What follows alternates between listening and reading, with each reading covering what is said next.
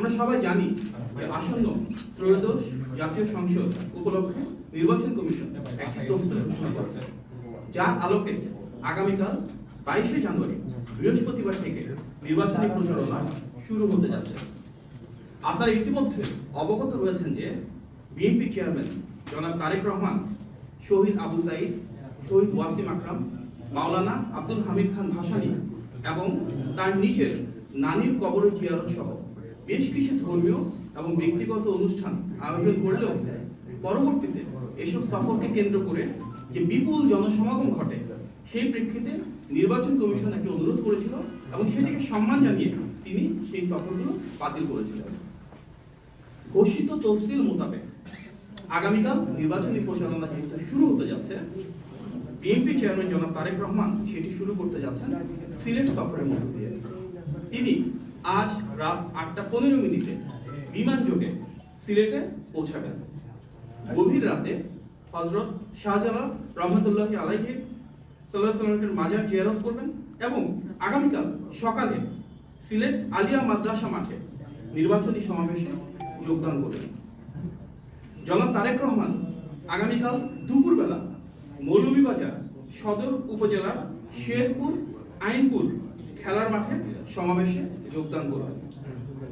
যাত্রাপথে হবিগঞ্জ জেলার শায়েস্তাগঞ্জ উপজেলায় প্রস্তাবিত নতুন উপজেলা পরিষদ মাঠে সমাবেশে যোগ দেবেন। তারপর ব্রাহ্মণবাড়িয়া জেলার সরের উপজেলার কুট্টাপাড়া ফুটবল খেলার মাঠে নির্বাচনী সমাবেশে যোগ দিবেন এবং বিকালবেলা কিশোরগঞ্জ জেলার ভৈরব স্টেডিয়ামে নির্বাচনী সমাবেশে যোগদান করবেন। এরপর যাত্রাপথে তিনি নরসিংদীর পৌর এলাকা সংলগ্ন নির্বাচনী সমাবেশ হয়ে নারায়ণগঞ্জ জেলার 2500 রূপগঞ্জ গাউছিয়া এলাকার সমাবেশে যোগদান করবেন এবং তারপর গভীর রাতে গুলশানস্থ নিজের বাসভবনে ফিরবেন ইনশাআল্লাহ।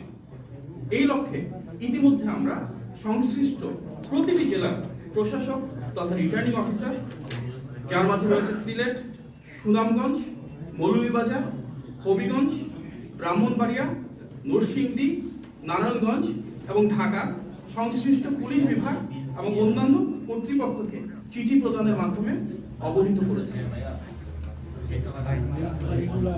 উপস্থিত সাংবাদিক ভাই ও বোনেরা, আপনারা জানেন ফ্যাসিবাদ বিরোধী 16 বছরের দীর্ঘ আন্দোলন এবং গণ অভ্যুত্থানে বিএনপি এবং প্রতিটি অঙ্গ ও সহযোগী সংগঠনের নেতৃবৃন্দ ছিল অনবদ্য অভূতপূর্ব ভূমিকা। তাদের প্রতি ভালোবাসা থেকে বিএনপি চেয়ারম্যান জনাব তারেক রহমান সিদ্ধান্ত নিয়েছেন তার প্রতিটি সফরে বিভিন্ন অঙ্গ ও সহযোগী সংগঠনের ত্যাগী শীর্ষ নেতৃবৃন্দকে পর্যায়ক্রমে সফর সঙ্গী হিসেবে নিয়ে যাবেন, তাদেরকে দেশের জন্য গণতন্ত্রের জন্য যে সংগ্রাম তার জন্য মূল্যায়িত করবেন। সিলেট সফরে বিএনপির চেয়ারম্যানের সঙ্গে যাচ্ছেন জনাব আব্দুল কাদের ভূঁইয়া জুয়েল, জনাব মামুন হাসান, জনাব আব্দুল মোনায়েম মুন্না, জনাব কাজী রওনাকুল ইসলাম শ্রাবণ, জনাব ইয়াসিন ফেরদৌস মুরাদ এবং জনাব রাকিবুল ইসলাম রাকিব সহ বেশ কিছু ত্যাগী সংগ্রামী তরুণ নেতা। সামনের সফরগুলোতে এভাবে আরো অনেকে সম্পৃক্ত হবেন ইনশাআল্লাহ। আমরা আরো জানাতে চাই যে নির্বাচনী প্রচারণা শুরুতেই বিএনপির পক্ষ থেকে একটি নির্বাচনী থিম সং উন্মোচন করা হবে। আজ রাত 12:01 অর্থাৎ 22শে জানুয়ারি নির্বাচনী প্রচারণা সূচনা লগ্নে ঢাকা লেকশোর হোটেলে থিম সংটি উদ্বোধন করবেন আমাদের কেন্দ্রীয় নির্বাচন পরিচালনা কমিটির সদস্য সচিব এবং বিএনপির সিনিয়র যুগ্ম মহাসচিব জনাব রুহুল কবির রিজভী এবং উপস্থিত থাকবেন কেন্দ্রীয় নির্বাচন পরিচালনা কমিটির প্রধান সমন্বয়ক জনাব ইসমাইল জবিউল্লাহ সহ নির্বাচন পরিচালনা কমিটির ও বিএনপির নেতৃবৃন্দ তথা বিভিন্ন শ্রেণী এবং পেশার মানুষ। আপনাদের সকলকেও সেই অনুষ্ঠানে সদয় উপস্থিতির জন্য আমি অনুষ্ঠানের আয়োজকদের পক্ষ থেকে এবং আহ্বায়ক যুব বিভাগের পক্ষ থেকে আমন্ত্রণ জানাচ্ছি। উপস্থিত সাংবাদিক ভাই ও বোনেরা, 12ই ফেব্রুয়ারি আসন্ন জাতীয় সংসদ নির্বাচন বাংলাদেশের জন্য একটি অত্যন্ত গুরুত্বপূর্ণ অধ্যায়।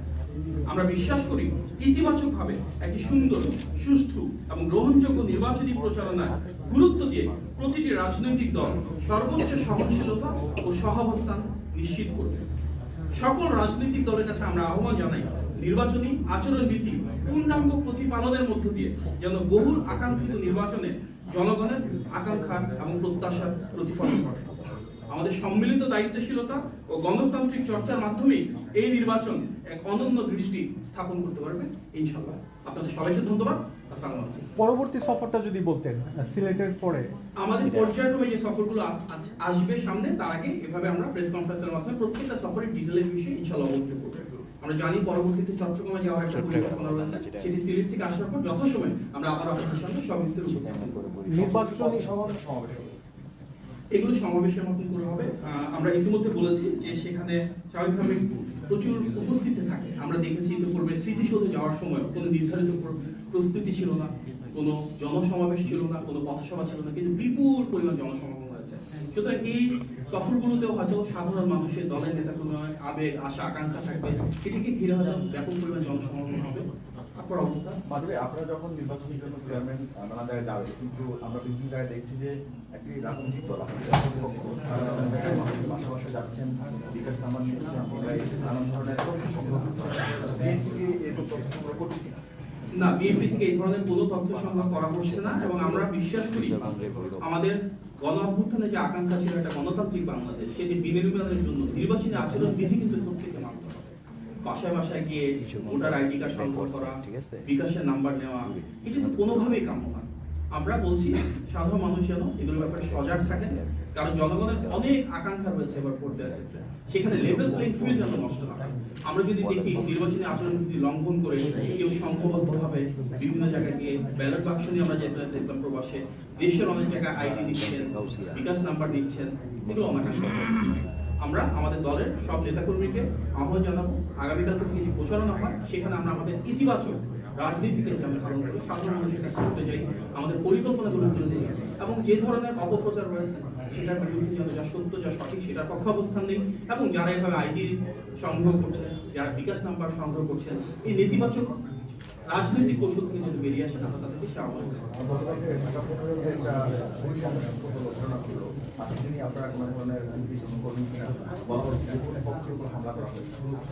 এটা নিয়ে আমরা ইতিমধ্যে কথা বলেছি। ঢাকা পরবর্তীতে আমাদের জানানো হবে। যেটা হচ্ছে একই যে বিষয়টা আপনি সামনে আনলেন, এনআইডি কার্ড সংগ্রহ করা, ঢাকা 15 তো আমরা দেখেছি সেখানে যে আমাদের প্রার্থী রয়েছেন যদি বিকাশ নাম্বার সংগ্রহ করছেন, এটি অনাকাঙ্ক্ষিত। আমরা চাই একটা রোল মডেল বাংলাদেশে, যেখানে প্রত্যেকটা রাজনৈতিক দল এবং সব প্রার্থী নির্বাচনী আচরণ বিধি মেনে সে অনুযায়ী কাজ করবে। যখন আমরা দেখি যে মানুষের গোপন তথ্য বা ব্যক্তিগত তথ্য নেওয়া হচ্ছে, এটি তো নির্বাচনী আচরণ সরাসরি এটা কখনো কাম্য নয়। নির্বাচন কমিশনের কোনো আপনারা বারবার আপনারা জানাচ্ছেন এইটা আপনারা তাদের পক্ষ থেকে এখনো কোনো দৃশ্যমান এই বিষয়গুলোতে যেহেতু কালকে একটা সংঘর্ষের মতো হয়েছে, নির্বাচন কমিশনে আমরা আহ্বান জানিয়েছি ইতিমধ্যে, ওনারা এটা নিয়ে কাজ করবেন বলে কথা দিয়েছেন। দেখুন, আমরা তো চাই একটি অবাধ, সুষ্ঠু এবং গ্রহণযোগ্য নির্বাচন। আমরা দৃঢ়ভাবে বিশ্বাস করি যদি লেভেল প্লেইং ফিল্ড থাকে, জনগণের ভোটের অধিকার সত্যিকার অর্থেই মূল্যায়িত হয়, তাহলে অবশ্যই ইনশাআল্লাহ বিএনপি সরকার গঠন করবে। সুতরাং লেভেল প্লেইং ফিল্ড সবচেয়ে বেশি আমরাই চাই, কারণ আমরা চাই নির্বাচনের আমরা চাই নির্বাচনের জনগণ দীর্ঘদিন পরে যে আবেগ, আকর্ষণ, অনুভূতি রয়েছে তার উপর ভিত্তি করে ভোট দিতে পারবে। সেই পরিবেশ যেন সৃষ্টি হয়, তার জন্য সবচেয়ে বেশি দায়িত্ব নির্বাচন কমিশন। সুতরাং আমরা বরাবর মতোই বলে আসবো একটা লেভেল প্লেইং ফিল্ড নিশ্চিত করা, এবং নির্বাচনটা যেন ত্রুটিমুক্ত হয়, নির্বাচনটা যেন বিতর্কমুক্ত থাকে, এবং সেই নির্বাচনে যেন প্রত্যেকটা দল নির্বাচনী আচরণ বিধি মেনে কাজ করে, সেটা অবশ্যই নিশ্চিত করতে হবে। সেই দায়িত্ব নির্বাচন কমিশনার। ইতিমধ্যে আমাদের জাতীয়তাবাদী দল বিএনপির বেশ কয়েকটি প্রতিনিধি দল সেখানে গিয়েছে, একাধিকবার মিটিং হচ্ছে।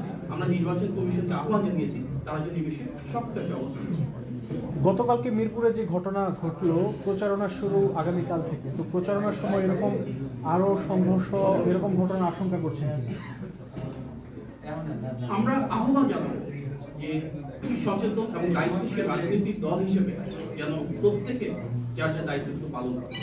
অবশ্যই নির্বাচনী প্রচারণার আগে যদি বাসায় বাসায় গিয়ে এনআইডি তোলা হয়, বাসায় বাসায় গিয়ে বিকাশ নাম্বার নেওয়া হয়, এটি তো কোনোভাবেই কাম্য না। সুতরাং নির্বাচনী প্রচারণায় যেন প্রত্যেকে যার যে দায়িত্বটুকু আছে সেটা পালন করে, এবং নির্বাচনী নীতিমালা যেটা রয়েছে সেটা অনুসরণ করে, সেটা আমরা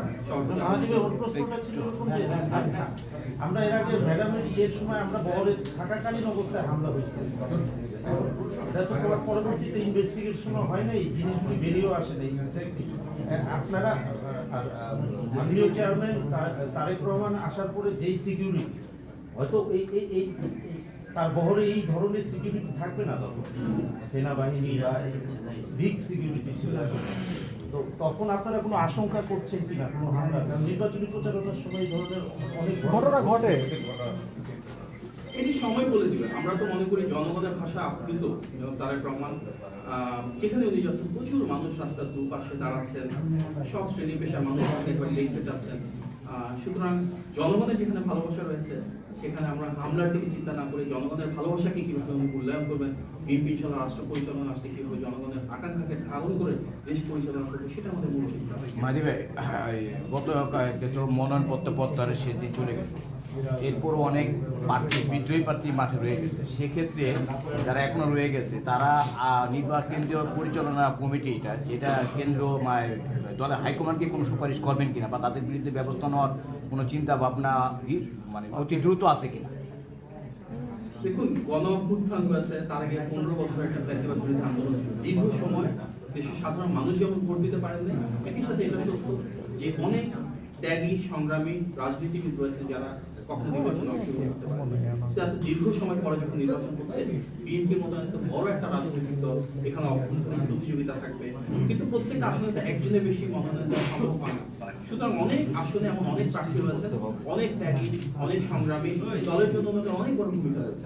হয়তো কারো কারো ভিতরে সে অনুভূতি রয়েছে যে নমিনেশনটা তিনি পেতে পারতেন, হয়তো নমিনেশন উইথড্রয়াল সময় চলে গিয়েছে। এখন আমাদের নির্বাচন পরিচালনা কমিটি থেকে ওনাদের সাথে আলাপ আলোচনা করা হবে, বিএনপির শীর্ষ নেতৃত্ব থেকে আলাপ আলোচনা করা হবে। তারপরে যদি তো থাকে নির্বাচনী মাঠে অবশ্যই দল সুযোগ নাই এবং যারা যারা রয়েছেন সেক্ষেত্রে দলকে সাংগঠনিক ব্যবস্থা নেওয়া হবে শেষবার কথা বলার পরে। এবং আরো তো অবশ্যই যাবো পুরো দল এবং দলের প্রতিটা অঙ্গ এবং সহযোগী সংগঠন যেন এক হয়ে যারা ধানের শীষে কাণ্ডায় ওনাদেরকে বিজয়ী করবার জন্য সর্বশক্তি সর্বোচ্চ আন্তরিকতা নিয়ে কাজ করবে। যারা সেটা করবেন না তাদের জন্য তো অবশ্যই সাংগঠনিক ব্যবস্থা দল থেকে নেওয়া হবে। আপনি বলছেন লেভেল প্লেইং ফিল্ড নিশ্চিত করা, আসলে জামা আপনাদের প্রধান দুই প্রতিপক্ষ বারবার বলতেছে লেভেল প্লেইং ফিল্ড নেই, এখন পর্যন্ত আপনারা কি মনে করছেন? আমরা লেভেল প্লেইং ফিল্ড নিশ্চিত করতে চাই। দেখুন, প্রবাসী ব্যালেটের ক্ষেত্রে যেটা হয়েছে অত্যন্ত একটা সুকৌশলে বা অপরাজনীতির একটা কৌশলের মাধ্যমে আমরা সেখানে দেখলাম ব্যালট বাক্সের সিরিয়ালটাকে ম্যানিপুলেট করা হয়েছে। যদি লেভেল প্লেইং ফিল্ড আমরা পেতাম তাহলে এই ম্যানিপুলেশনটা হতো না।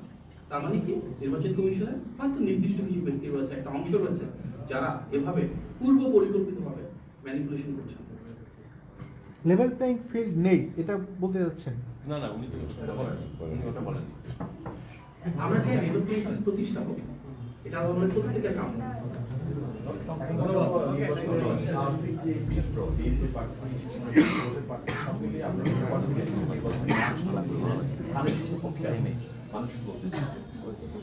সবচেয়ে বেশি তো আমরা জনগণের ক্ষমতাতে বিশ্বাস করি এবং বিএনপি সেই রাজনৈতিক দল সবচেয়ে বড় আমরা বলি, সবচেয়ে জনপ্রিয় আমরা বলি এবং সবচেয়ে দীর্ঘ সময় ধরে আমরা নির্বাচন চেয়েছি জনগণের ক্ষমতায়নের জন্য, জনগণের উপর আস্থা রেখে। সুতরাং আমরা তো মনে করি নির্বাচনী মাঠ অবশ্যই আমাদের অনুকূলে রয়েছে এবং হয়তো এই কারণে অনেকে লেভেল প্লেইং ফিল্ড নষ্ট করতে চায়। আচ্ছা, আর একটা প্রশ্ন ছিল যে যেহেতু প্রচারণা শুরু হচ্ছে, অনেক কিছুই সামনে আছে, ইশতেহার নিয়ে আপনারা সামনে আসবেন? ইশতেহার নিয়ে আমাদের কাজ চলছে। বিএনপি কিন্তু সেই রাজনৈতিক দল যা সবার আগে সুবিস্তৃত পরিকল্পনা স্থাপন করেছে। আমাদের 8টি লিফলেট দেওয়া হয়েছে, তার আগে 31 দফাও কিন্তু রাষ্ট্র কাঠামো মেরামতের জন্য একটা পরিকল্পনা ছিল, তার আগে 27 দফা, তার আগে ভিশন 2030। সুতরাং দীর্ঘ সময় ধরে আমরা এই পরিকল্পনাগুলো নিয়ে কাজ করছি, বেশ কিছু টিম। সঠিক সময় ইনশাআল্লাহ আমরা নির্বাচনী ইশতেহারটা প্রণয়ন করবো, যেখানে আমাদের এই পলিসিগুলো একভাবে নতুনত্বের আলোকে এবং জনমত গঠনের মাধ্যমে আমরা বিভিন্ন শ্রেণী পেশার মানুষের কাছে যে আলাপ আলোচনা করেছি, বিভিন্ন পেশাজীবী মানুষের সাথে কর্মসূচি দিয়েছি, সমাজের প্রতিটি শ্রেণী এবং পেশার মানুষের প্রতিনিধিত্বের আলোকে সংযোজন, বিয়োজন, পরিবর্তনের উপর ভিত্তি করে কিন্তু আমাদের পরিপূর্ণ ইশতেহারটা ইনশাআল্লাহ সঠিক সময়। আচ্ছা, যেহেতু প্রচারণা শুরু হচ্ছে, এবার তো জাতীয় সংসদ নির্বাচন এবং গণভোট একসাথে হবে, প্রচারণায় গণভোটটা আপনারা কিভাবে রাখবেন? দেখুন, আমাদের সংসদ সদস্য প্রার্থী যারা রয়েছেন ওনারা যখন ঢাকায় এসেছিলেন নির্বাচনে, আমরা কিন্তু সবাইকে বলেছি যে নির্বাচনী প্রচারণায় আমরা হ্যাঁ ভোটের পক্ষে অবস্থান নিব। জুলাই চার্টারে অর্থাৎ কনসেনসাস কমিশন বা জাতীয় ঐক্যমত্য কমিশনে বিএনপির যে অবস্থান ছিল, আমরা সে অনুযায়ী কিছু জায়গায় আমাদের নোট অফ ডিসেন্ট ছিল, সেটাকে ধারণ করে এবং গণ অভ্যুত্থানে আমরা দেখেছি যে মূল আকাঙ্ক্ষা ছিল রাষ্ট্র কাঠামো মেরামতের একটা পরিবর্তন করা, এমন একটা সরকার ব্যবস্থা করা যেটা স্বচ্ছ থাকবে, জবাবদিহি থাকবে। সবার আগে কাজগুলো তো বিএনপি করেছে, যে 31 দফা রয়েছে 31 দফার কিন্তু সংস্কারের সবচেয়ে মৌলিক ভিত্তিগুলোকে ধারণ করে। সুতরাং আমরা বলেছি গণভোটে আমরা হ্যাঁ পক্ষে অবস্থান নেব, নোট অফ ডিসেন্ট এবং জুলাই চার্টার আমাদের যে অবস্থানগুলো ছিল সেগুলোর উপর ভিত্তি করে নেব। যে বিষয়গুলোতে আমাদের ভিন্ন মত ভিন্ন পথ থাকবে এবং সেটাই স্বাভাবিক গণতন্ত্রে, সেগুলো নিয়ে আমরা পরবর্তীতে সংসদে আলোচনা করব, ইশতেহারে জনগণ যেটিকে মেনে নেয় তার উপর ভিত্তি করে রাষ্ট্র পরিচালনা করব।